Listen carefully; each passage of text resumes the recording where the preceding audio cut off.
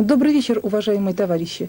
Вот уже около месяца каждую среду мы, работники Нерюнгринского городского отдела внутренних дел, встречаемся с вами в эфире. Мы сообщаем вам о всех преступлениях, которые совершаются в городе. Но нам бы очень хотелось, чтобы эта связь не была односторонней. Поэтому мы очень надеемся на то, что вы откликнетесь на нашу просьбу. Мы ждем ваших и пожеланий в письменном виде в адрес городского отдела внутренних дел и по телефону доверия 4 17 30. За прошедшую неделю в городе Нерюнгри было совершено 29 преступлений.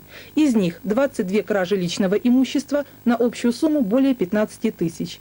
2 кражи государственного имущества, 2 грабежа, 2 хулиганства и 1 вымогательство.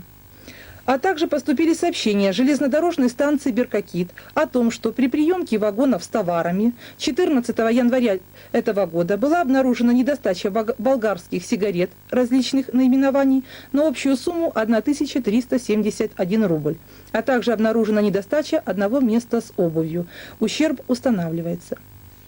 На этой неделе недостачу обнаружили не только работники государственной торговой сети, но и частные лица, которые пришли на почту получать адресованные им посылки. Наряду с предотвращением и раскрытием преступлений работникам милиции приходится разрешать так называемые семейно-бытовые конфликты, которых за день бывает и более 30. Но для примера я приведу лишь 2 характерных случая.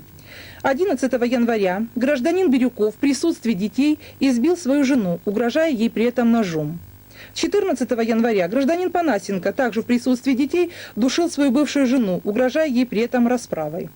Как правило, все семейно-бытовые конфликты проходят на глазах у детей, травмируя их неустоявшуюся психику. Отсутствие в семье взаимоуважения, взаимопонимания между родителями отрицательно складывается на формировании характера подростков и, как итог всему, рост подростковой преступности. Так, в прошлом году за один прошлый год было совершено 140 преступлений несовершеннолетними. За прошедшую неделю было раскрыто 5 преступлений, из них 3 кражи личного имущества, 1 хулиганство и 1 случай нанесения телесных повреждений. Ну а теперь сообщение госавтоинспекции. С 7 по 14 января на дорогах Нерюнгринского района произошло 12 дорожно-транспортных происшествий. В одном из них пострадал человек. Это случилось на пересечении проспекта Ленина и проспекта Геологов. Водитель Матвеев на автомобиле ВАЗ-2102, госномер 5725 ЯКР, нарушил правила маневрирования и ударился в автомобиль ВАЗ-2104 под управлением гражданина Родиновского. В результате удара Родиновский получил ушиб грудной клетки и позвоночника. Зимняя дорога требует особой осторожности, об этом не надо забывать.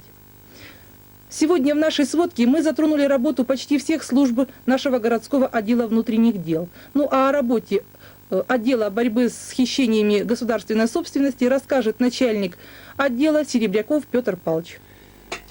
Добрый вечер, уважаемые нерюнгринцы. В последнее время актуально для города, как для всей страны, стал вопрос контроля за товарами, как промтоварами, так и продовольственными товарами, их движении от поставщика до потребителя. В связи с этим, согласно указа президента СССР, в городе создан координирующий совет во главе с заместителем прокурора города товарищем Мурзакаевым, в который вошли представители городского отдела внутренних дел, непосредственно работников БХСС, Комитета государственной безопасности, рабочей инспекции и депутатской группы, которая координирует работу по движению товаров по схеме база «Потребитель». В связи с этим была проведена определенная работа в декабре месяце и в январе месяце. Если наш главный ОРС Нерюнгри уголь проверками в целом уже, можно сказать, замучили, то окраинные поселковые торговые организации вели себя спокойно. Недавно мы провели проверку, а именно вчера, по Чурманскому райпо. Группа в составе вышеназванных представителей проверила хранение и движение промтоваров на складе Чурманского райпо.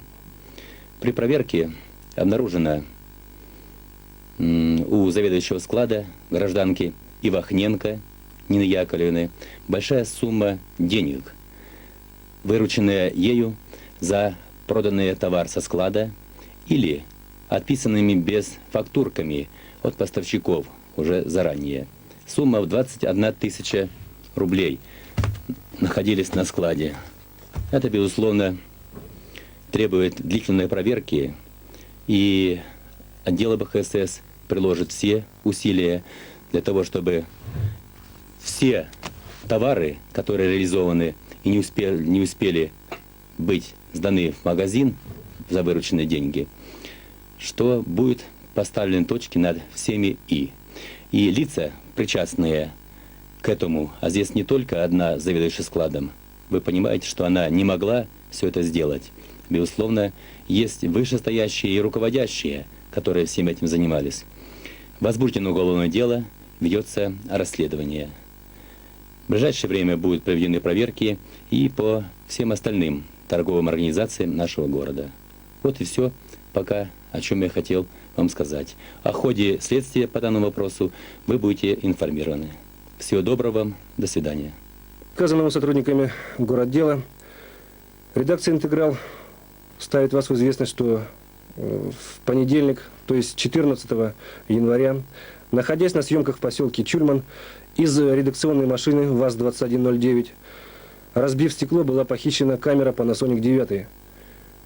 Все материалы, которые вы видели на протяжении последних полугода, были сняты на этой камере. Так что огромная просьба, если кто-то располагает информацией по видеокамере Panasonic 9, находящейся в черном чемодане, просим сообщить нам по телефону 24 236. Редакция будет заранее благодарна.